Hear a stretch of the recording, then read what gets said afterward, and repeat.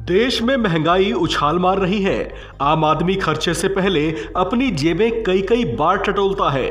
Bank से कर्ज लेना तो जैसे जीवन का ऐसा बोझ लगता है कि लेने से पहले उसके मोटे ब्याज के बारे में सोच सोच कर माथे पर बल पड़ जाते हैं। अभी पिछले ही दिनों रेपो रेट में बढ़ोतरी का ऐलान हुआ था। अभी कुछ दिन पहले ही उस झटके को देश की जनता ने झेला था कि इस बीच एक बार फिर से आरबीआई गवर्नर ने बुरे संकेत दे दिए हैं। आरबीआई गवर्नर शक्तिकांत दास ने एक बार फिर से ब्याज दरों में बढ़ोतरी की बात कही है। इस संबंध में जानकारी देते हुए शक्तिकांत दास ने अपने एक बयान में कहा कि ब्याज दरों में एक बार फिर से बढ़ोतरी हो सकती है।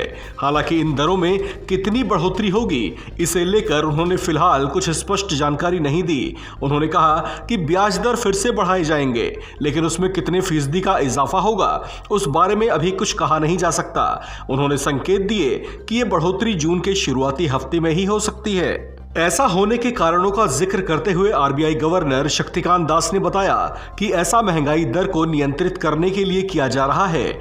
गौरतलब है कि महंगाई दर पिछले कई महीनों से काफी ज्यादा बनी हुई है। उन्होंने कहा कि नीतिगत दर में निश्चित तौर से बढ़ोतरी हो सकती है, लेकिन ये कितनी होगी इस बारे में उन्होंने कहा कि वे कुछ कह पाने की स्थिति में नहीं है। शक्तिकांत दास ने बताया कि जून में आरबीआई की मॉनेटरी पॉलिसी कमेटी की बैठक होगी, जिसमें इस विषय पर फैसला लिया जाएगा। दास ने कहा कि रिजर्व बैंक और सरकार ने मुद्रास्फीति को काबू में लाने के लिए नए सिरे से समन्वित कदम उठाने शुरू कर दिए हैं। रिजर्व बैंक ने पिछले 2-3 महीनों में मुद्रास्फीति को काबू में लाने के लिए कई कदम उठाए हैं।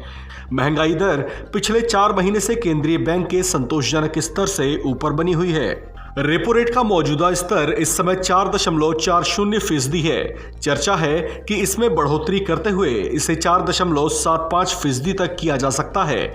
ऐसा होने पर ईएमआई महंगी हो जाएगी। इस खबर में फिलहाल इतना ही।